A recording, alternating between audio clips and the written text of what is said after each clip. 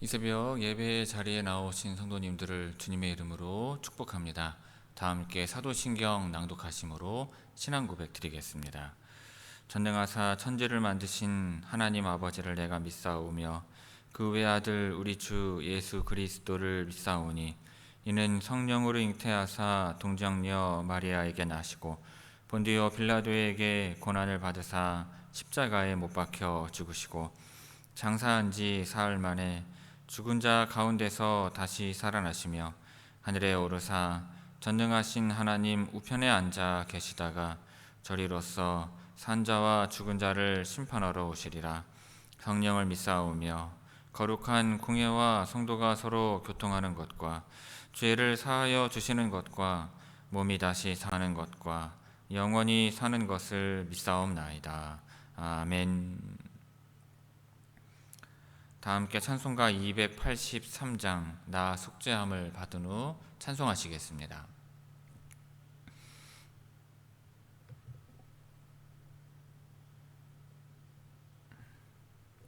찬송가 283장입니다.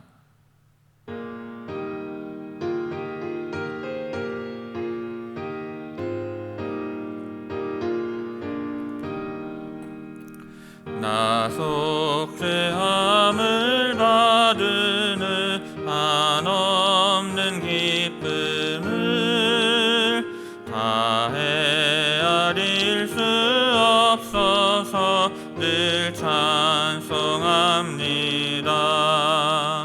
나 속죄받으는 주를 찬미하겠네. 나 속죄받으는 주의 이름 찬미하겠네. 나 속죄함을 받으는 내 맘이 새로워 주 뜻을 준행하면서 죄 길을 버리네. 나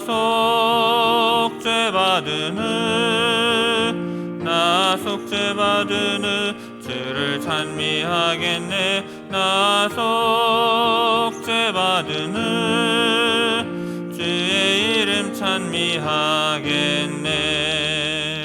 나 속죄함을 받으는 성령이 오셔서 하나님 자녀 된 것을 곧 증언합니다. 나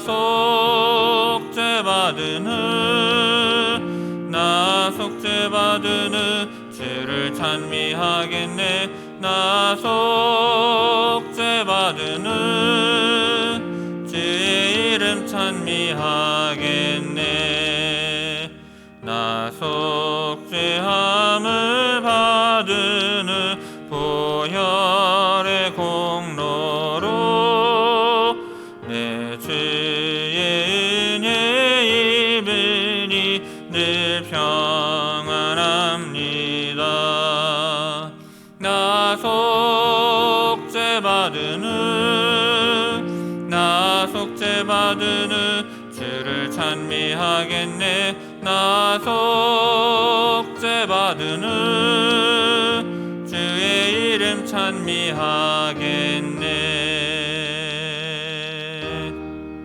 아멘.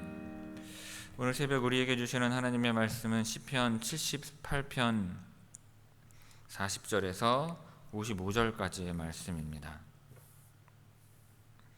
시편 78편 40절에서 55절의 말씀입니다. 제가 봉독하겠습니다. 그들이 광야에서 그에게 반항하며 사막에서 그를 슬프시게 함이 몇 번인가. 그들이 돌이켜 하나님을 거듭거듭 시험하며 이스라엘의 거룩하신 이를 노엽게 하였도다. 그들이 그의 권능의 손을 기억하지 아니하며 대적에게서 그들을 구원하신 날도 기억하지 아니하였도다.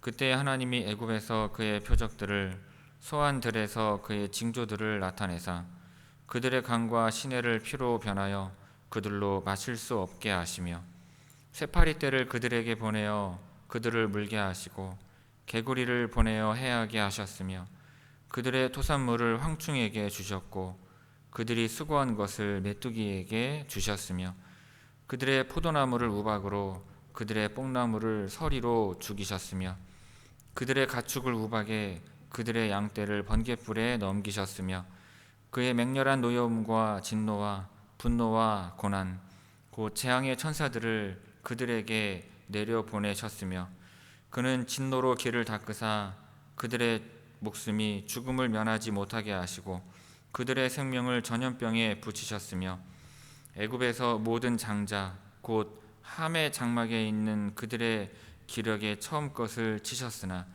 그가 자기 백성은 양같이 인도하여 내시고 광야에서 양떼같이 지원하셨도다. 그들을 안전히 인도하시니 그들은 두려움이 없었으나 그들의 원수는 바다에 빠졌도다.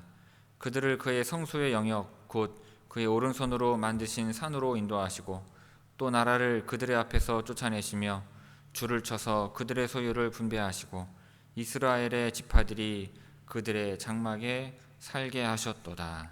아멘. 이 새벽 말씀을 통해 주시는 은혜가 충만하게 임하기를 바랍니다. 오늘 이 시편은 출애굽 사건을 배경으로 하고 있습니다. 하나님은 애굽에 10가지의 재앙을 내리시며 애굽 땅과 신들을 심판하시고 이스라엘 백성을 능력으로 구원하셨습니다. 그런데 그 구원을 받은 백성이 광야에서 계속 하나님을 거역하고 은혜를 잊은 모습을 보였음을 지적하고 있는 것입니다. 40절에서 42절까지의 말씀 봅니다. 제가 읽겠습니다. 그들이 광야에서 그에게 반항하며 사막에서 그를 슬프시게 함이 몇 번인가. 그들이 돌이켜 하나님을 거듭거듭 시험하며 이스라엘의 거룩하신 이를 노엽게 하였도다. 그들이 그의 권능의 손을 기억하지 아니하며 대적에게서 그들을 구원하신 날도 기억하지 아니하였도다. 이 말씀은 하나님께서 얼마나 자주 슬퍼하시고 속상해 하셨는지를 보여주는 구절입니다. 광야는 단순히 임의의 장소가 아니라 하나님과 이스라엘이 함께 걸어간 믿음의 여정이었습니다. 그러나 백성들은 그곳에서 하나님께 순종하기보다 계속 반항하며 불신을 드러냈던 것입니다. 광야에서 그에게 반항하며 사막에서 그를 슬프시게 했다는 표현은 단순한 불평이나 원망을 넘어서 하나님의 마음을 아프게 한 반복적인 태도를 말합니다. 41절에서 돌이켜 하나님을 거듭거듭 시험하였다는 말은 한두 번이 아니라 끊임없이 하나님을 의심하고 확인하려 들었다는 뜻입니다. 여기서 시험하다는 말은 하나님이 정말 믿을 만한 분인지 의도적으로 시험해 보려는 교만한 태도를 가리킵니다. 또 이스라엘의 거룩하신 이를 노엽게 하였다는 표현은 하나님의 인내를 한계까지 시험했다는 의미입니다. 거룩하신 이는 하나님이 죄와 타협하지 않으시는 분이라는 뜻을 담고 있습니다. 42절은 그 원인을 보여줍니다. 그의 권능의 손을 기억하지 않았고 대적에게서 구원하신 날도 기억하지 않았다고 했습니다. 이것은 단순히 과거 사건을 잊었다는 말이 아니라 그 기억을 마음에 간직하지 않고 삶에 반영하지 않았다는 뜻입니다. 하나님께서 애굽에서 그들을 건져내시고 여러 번 보호하신 놀라운 일들이 있었지만 그것이 그들의 믿음으로 이어지지 않았던 것입니다. 믿음은 하나님께 받은 은혜를 잊지 않고 그 기억을 삶으로 이어가는 것입니다. 기억이 끊기면 감사도 순종도 무너지는 것입니다. 하나님은 오늘도 그 은혜를 기억하고 살아가기를 원하시는 것입니다.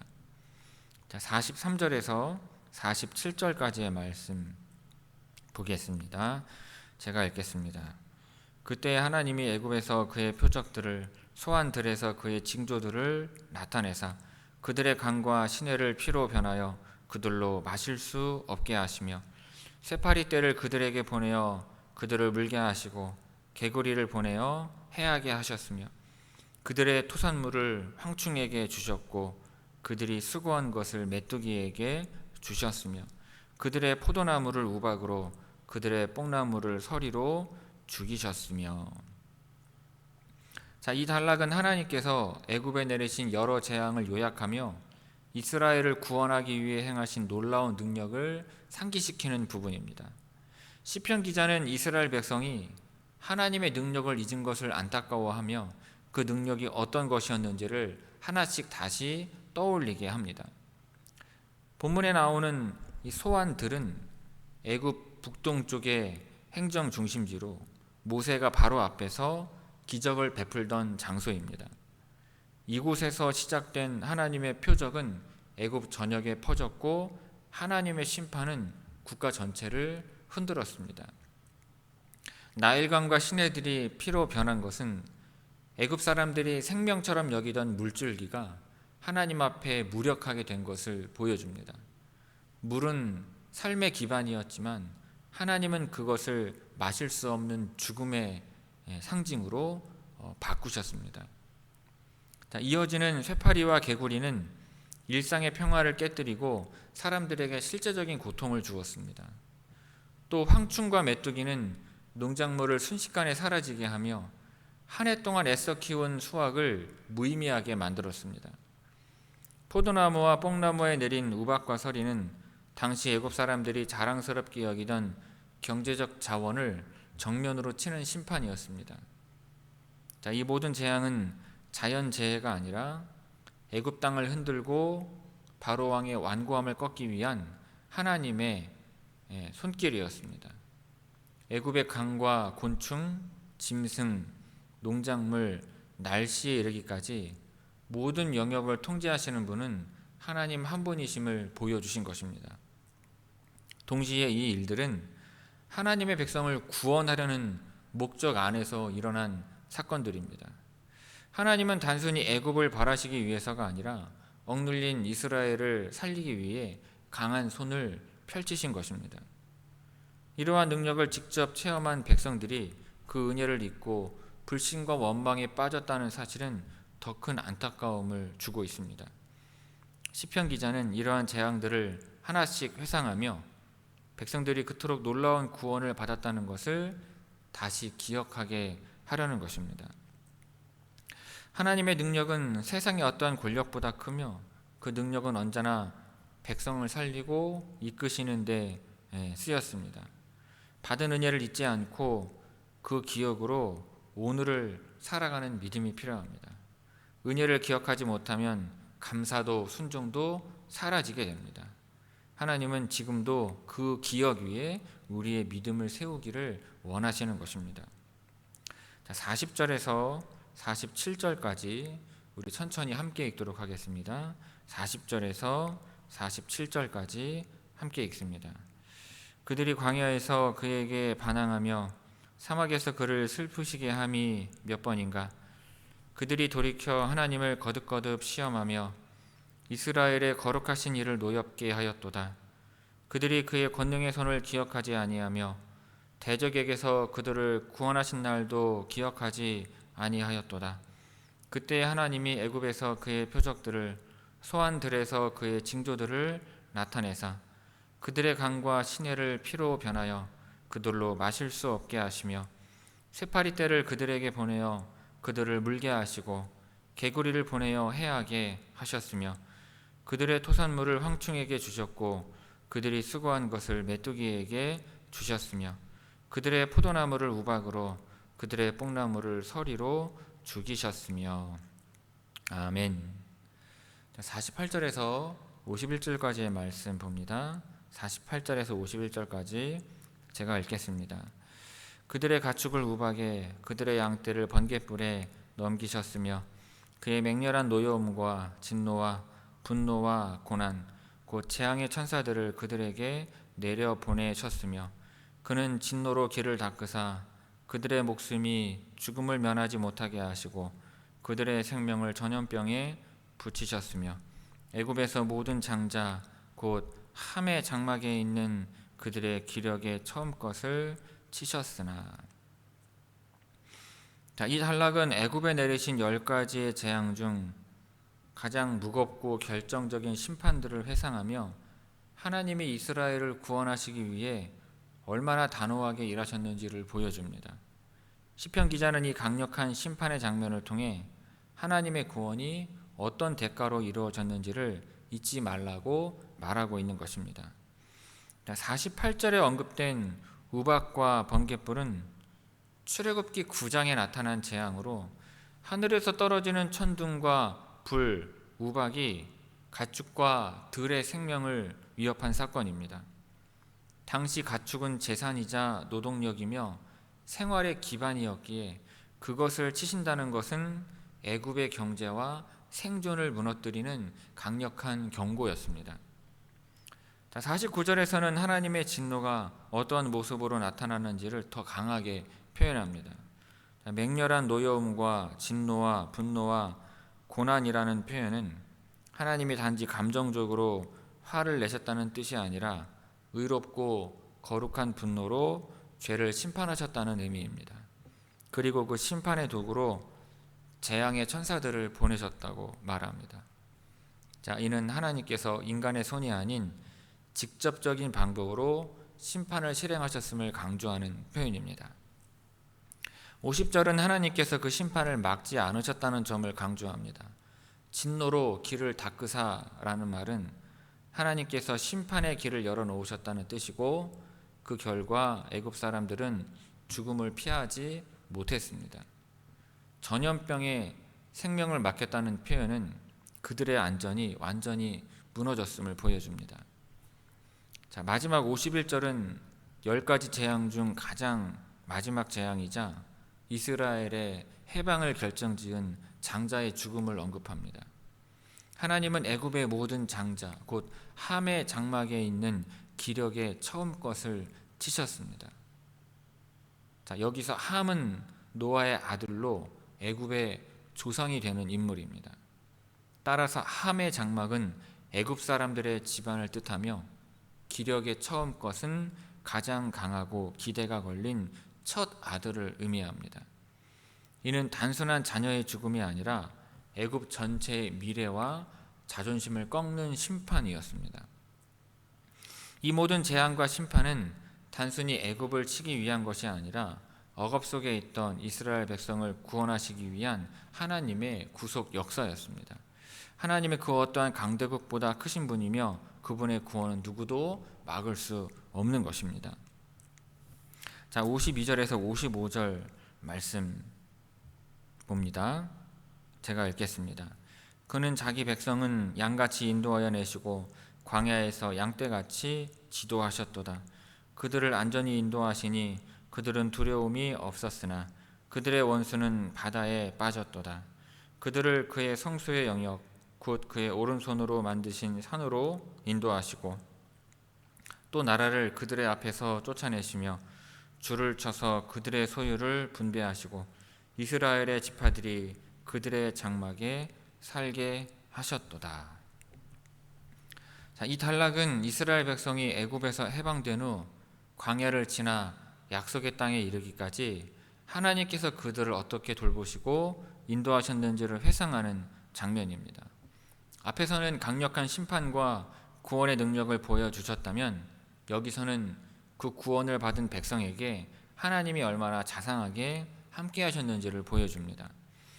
자, 그가 자기 백성을 양같이 인도하셨다는 말은 단순한 길 안내가 아니라 목자가 양을 보살피듯 하나님께서 세심하게 돌보시며 이끌어 주셨다는 의미입니다. 광야는 먹을 것도 마실 것도 없는 위험한 곳이었지만 하나님은 마치 양떼같이 그들을 지켜 주셨던 것입니다. 길을 잃지 않도록 해를 입지 않도록 필요한 것을 공급해 주시며 함께 걸으신 것입니다. 그들을 안전히 인도하시니 그들은 두려움이 없었다는 구절은 하나님의 보호 아래 있을 때 누리는 마음의 평안과 자유를 보여줍니다. 반면에 그들의 원수들은 바다에 빠졌다고 말합니다. 이는 출애굽 당시 홍해에서 바로의 군대가 물에 빠져 몰살한 사건을 말하며 하나님은 구원만 하신 것이 아니라 끝까지 적들을 막아내신 분임을 강조하는 것입니다. 자, 54절에 나오는 그의 성소의 영역은 가나안 땅을 가리킵니다. 하나님은 이스라엘 백성을 단순히 광야에서 살게 하신 것이 아니라 하나님과 함께 거할 수 있는 거룩한 땅으로 이끄셨습니다. 자, 오른손으로 만드신 산이라는 표현은 하나님의 능력과 계획 안에서 그 땅이 준비되었음을 나타냅니다. 이곳은 단지 땅이 아니라 하나님과 함께하는 삶의 공간인 것입니다. 자, 55절은 가나안 정착 이후의 장면입니다. 자, 나라를 그들 앞에서 쫓아내셨다는 말은 하나님께서 가나안의 기존 민족들을 몰아내셨다는 뜻이고, 줄을 쳐서 소유를 분배하셨다는 말은 하나님께서 이스라엘 지파에게 땅을 골고루 나누어 주셨다는 의미입니다. 자, 이것은 정복 전쟁의 주체가 이스라엘이 아니라 하나님이심을 분명히 보여줍니다. 백성들은 각 지파별로 땅을 받고 그 장막에 정착하게 되었습니다. 하나님의 계획 속에서 마침내 광야의 나그네가 약속의 땅에 거주하는 백성으로 변화된 것입니다. 48절에서 55절까지 우리 함께 읽도록 하겠습니다. 48절에서 55절입니다. 그들의 가축을 우박에 그들의 양떼를 번갯불에 넘기셨으며 그의 맹렬한 노여움과 진노와 분노와 고난 곧 재앙의 천사들을 그들에게 내려 보내셨으며 그는 진노로 길을 닦으사 그들의 목숨이 죽음을 면하지 못하게 하시고 그들의 생명을 전염병에 붙이셨으며 애굽에서 모든 장자 곧 함의 장막에 있는 그들의 기력에 처음 것을 치셨으나 그가 자기 백성은 양같이 인도하여 내시고 광야에서 양떼같이 지도하셨도다. 그들을 안전히 인도하시니 그들은 두려움이 없었으나 그들의 원수는 바다에 빠졌도다. 그들을 그의 성소의 영역 곧 그의 오른손으로 만드신 산으로 인도하시고 또 나라를 그들의 앞에서 쫓아내시며 줄을 쳐서 그들의 소유를 분배하시고 이스라엘의 지파들이 그들의 장막에 살게 하셨도다. 아멘. 성도 여러분, 사람은 누구나 감사했던 일도 시간이 지나면 쉽게 잊고 받은 은혜도 무뎌지기 쉽습니다. 오늘 본문은 그런 우리에게 하나님의 은혜를 잊을 때 어떠한 일이 생기는지를 보여주며 다시 기억하라고 말하고 있습니다. 시편 78편의 말씀은 출애굽 사건을 배경으로 하고 있습니다. 하나님은 이스라엘 백성을 애굽의 종살이에서 구원하시기 위해 10가지의 재앙을 내리시고 강한 손으로 그들을 이끌어내셨습니다. 그런데도 백성들은 계속 하나님을 거역하고 원망하며 은혜를 잊었던 것입니다. 본문에서 시편 기자는 이렇게 말합니다. 그들이 광야에서 그에게 반항하며 사막에서 그를 슬프시게 함이 몇 번인가 라고 말합니다. 하나님은 백성을 양처럼 인도하시고 홍해를 가르시고 만나와 메추라기를 주셨지만 그들은 끝내 하나님의 권능의 손을 기억하지 않았다고 하였습니다. 이 말씀에서 우리가 붙잡아야 할 중요한 교훈은 이것입니다. 하나님의 은혜를 잊으면 믿음이 약해지고 원망이 시작된다는 사실입니다.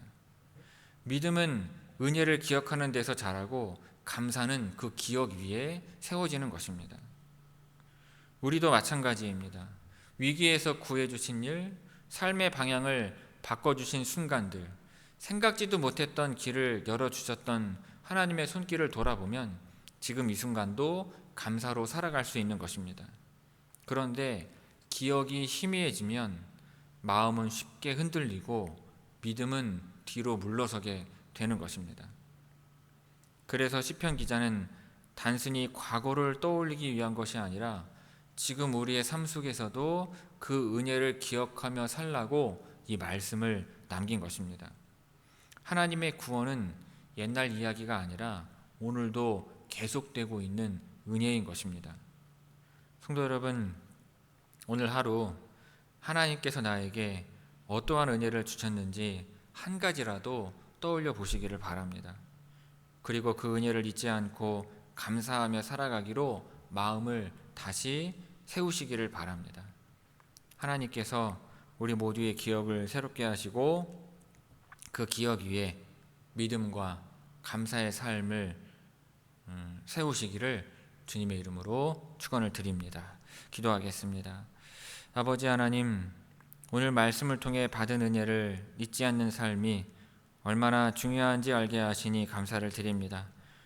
광야 같은 날에도 우리를 인도하시고 피할 길을 여시며 먹이시고 살리신 주님의 손길을 기억하게 하옵소서. 지금 이 순간도 감사하며 살고자 하오니 마음을 새롭게 하시고 믿음을 굳세게 하여 주옵소서. 오늘도 하루를 주님께 의지하며 나아가오니 평안을 주시고 가정과 교회 위에 은혜를 더하여 주옵소서. 예수님의 이름으로 기도하옵나이다. 아멘. 하늘에 계신 우리 아버지여, 이름이 거룩히 여김을 받으시오며 나라가 임하시오며 뜻이 하늘에서 이루어진 것 같이 땅에서도 이루어지이다. 오늘 우리에게 일용할 양식을 주시옵고 우리가 우리에게 죄 지은 자를 사하여 준 것 같이 우리 죄를 사하여 주시옵고 우리를 시험에 들게 하지 마시옵고 다만 악에서 구하시옵소서. 나라와 권세와 영광이 아버지께 영원히 있사옵나이다. 아멘.